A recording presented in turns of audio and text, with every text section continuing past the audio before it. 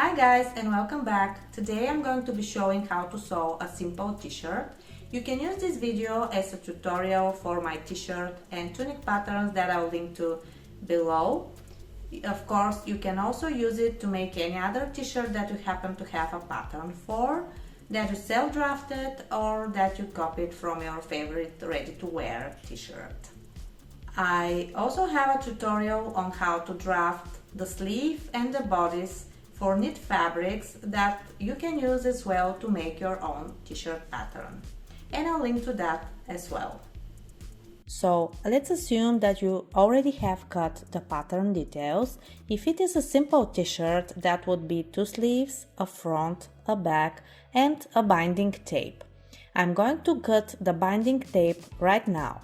If you have the measurements provided in the pattern, follow them.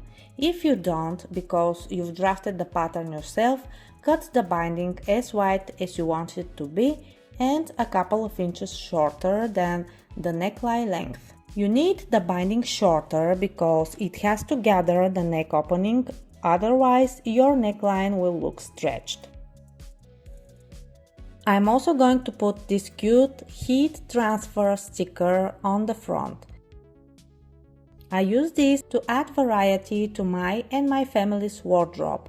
I'm going to make a separate video on how to put those and where to find them, so click the bell if you will to get an update when I post it. Start assembling at the shoulder seams by aligning the front and the back face sides together. Make sure you use a seam that tolerates stretching, as knit fabric stretches and rigid seams are going to pop off easily.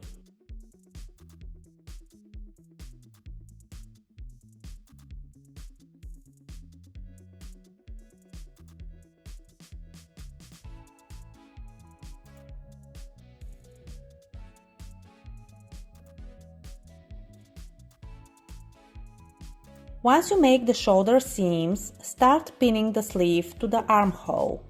Most patterns come with a notch at the center sleeve that should match the shoulder seam. Some have a notch to match at the front as well, especially if the sleeve pattern has a front and a back side. My patterns for knit fabrics usually don't, so I'm going to match only at the center and at the shoulder seam. I also pin both ends of the sleeve to the front and the back and then distribute the rest of the sleeve to match the armhole. Put as many pins as you need to. This will make attaching the sleeve less challenging, especially if you are a beginner. Take your time here.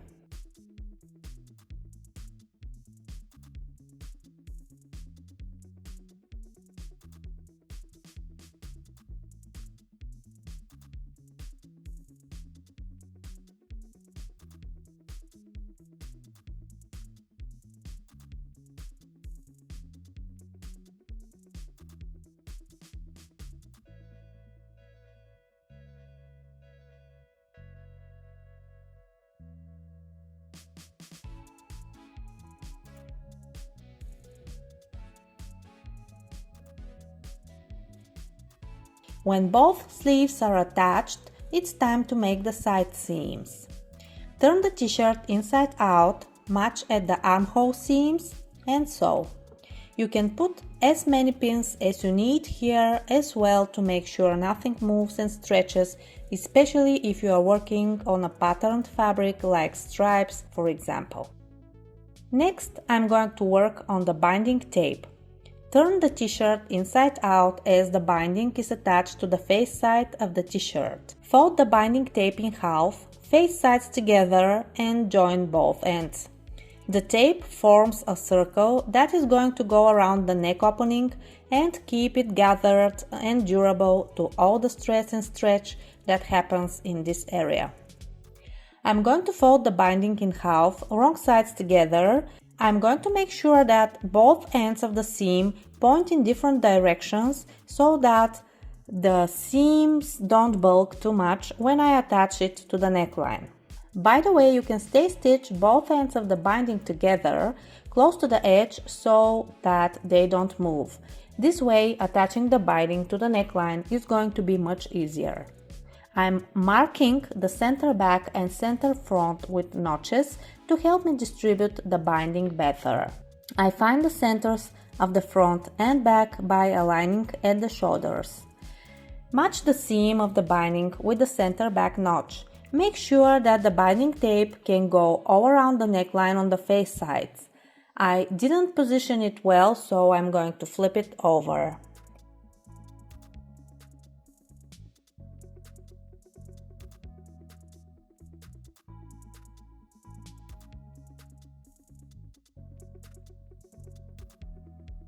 And now everything looks okay, so I'm going to fold the binding in half to find the middle and pin it to the center front notch. This way I'm making sure that the binding is going to gather the same amount of neckline all around.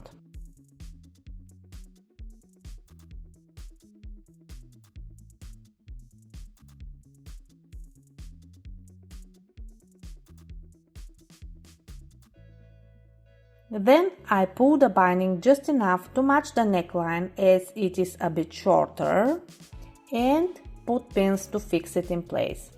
Put as many pins as you need to. This t-shirt is a very small size, so 2 at the shoulders are enough for me.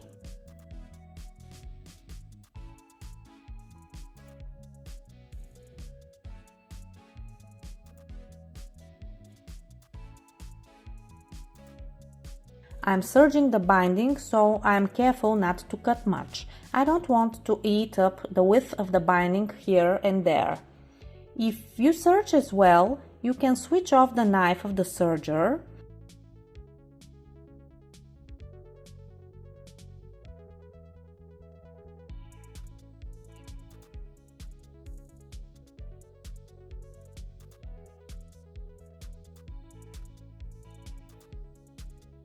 I go slowly because I have to adjust here and there as I go.